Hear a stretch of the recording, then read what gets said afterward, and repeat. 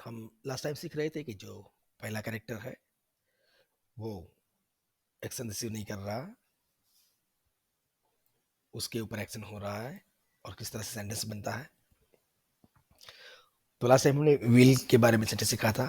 Last में electronic cars will be manufactured in India very soon. तो वहाँ पे विल की जगह पे और भी अलग अलग वर्ड्स होता है, कैन होता है, शुड होता है, मे, मस्ट, वो रखेंगे। तो ऐसे होगा nothing can be done now, मतलब अब कुछ नहीं हो सकता। Nothing can be gained without efforts, मतलब बिना प्रयास किए कुछ भी हासिल नहीं हो सकता। तो ये कैन के बाद बी है और बी के बाद है थर्ड फॉर्म है can be done, can be gained. You can't be given this difficult project, मतलब ये डिफिकल्ट प्रोजेक्ट आपको नहीं दिया जा सकता। तो यहाँ सब में कैन है, फिर यहाँ शुड है। More trees should be grown to prevent air pollution, मतलब एयर पोल्यूशन रोकने के लिए ज़्यादा पेड़ उगाने चाहिए। शुड के बाद मस्ट है। How many languages must be taught at school, मतलब स्कूल में कितनी लैंग्वेजेस कंपलसरी सिखानी ही चाहिए। मस्ट है मतलब compulsory. May, he may be selected as the president of the union. May मतलब शायद बात करते हैं, शायद से, ऐसे प्रोबेबिलिटी, शायद उनको यूनियन का प्रेसिडेंट सिलेक्ट किया जाएगा। ओके, तो इसमें विल की जगह पे कैन होता है, मस्ट होता है, मे, माइट ऐसे होता है। जब हम लोग ये समझ रहे थे he rings the bell, he is ringing the bell, तो इसके बाद हमने आईएनजी वर्ब रखा था, मतलब वो अभी हो रहा है। ही रिंग्स रोजमर्रा की बात है और ये ही इज रिंगिंग ये अभी हो रहा है। तो जब हमने यहाँ सीखा कि द कॉटन इज ग्रोन, तो ये रोजमर्रा की बात है। लेकिन जब कुछ अभी हो रहा है, जब ऐसा बोलना है, तो वहाँ इज और आर के बाद ये बी के साथ आईएनजी जोड़ के बीइंग रखा होगा। तब ये फर्स्ट कैरेक्टर वो कुछ खुद नहीं कर रहा, एक्शन तो कोई और कर रहा है।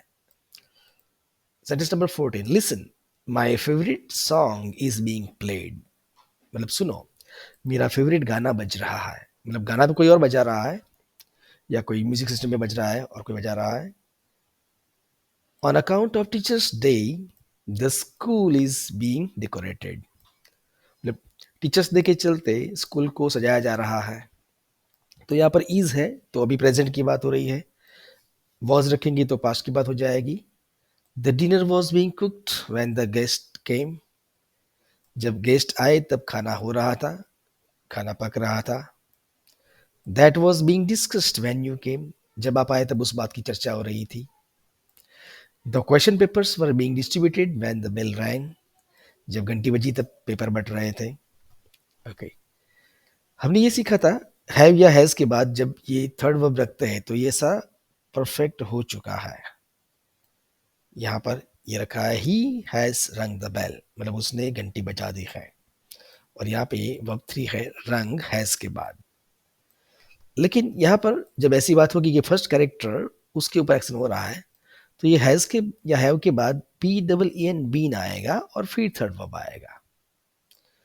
His car has been stolen again, मतलब उसकी गाड़ी फिर से चोरी हो गई। The decision has been taken unanimously, मतलब ये जो डिसीजन है वो सबकी रजामंदी से लिया गया है। यूनानिमसली यानी सबकी रजामंदी से, सबकी सम्मति से। His pocket has been picked, उसकी जेब कट गई है। तो यहाँ पे हैज है क्योंकि आगे एक सिंगुलर है, हिज पॉकेट द डिसीजन, लेकिन ज्यादा की बात करेंगे तो हैव आएगा। All the rooms have been booked, सारे के सारे कमरे बुक हो चुके हैं। The telephone wires have been cut, telephone की तार कट चुकी है। I have been told about that, मतलब उस बारे में मुझे बताया गया है, मुझे बता दिया गया है। तो इस तरह से ये बीइंग जब होता है तब वो अभी हो रहा है ऐसा मतलब निकलेगा। लेकिन उसके आगे इज आर होगा, फिर बीइंग के बाद थर्ड वर्ब आएगा। जो मेन एक्शन है उसको एनजी नहीं लगा सकते। जब पहला कैरेक्टर वो एक्शन नहीं कर रहा है, वो एक्शन रिसीव कर रहा है, तो ऑलवेज थर्ड वर्ब ही आएगा मेन एक्शन का, लेकिन उसके आगे बीइंग आएगा और यहाँ है और हैज के बाद बीन आएगा, ये याद रहे। तो ये सारे सेंटेंस जो मैंने आपको मीनिंग करके समझाए हैं शुरू शुरू के कुछ सेंटेंस के, तो सारे सेंटेंस लिखते जाइए नोटबुक में, इसको पॉज करके उसका हिंदी क्या होगा वो लिखिए। अगर आपको उसका सही से हिंदी नहीं मालूम होता है, तो आप मुझे कमेंट करना, मैं आपको उसका हिंदी का मतलब क्या होगा वो समझाऊँगा।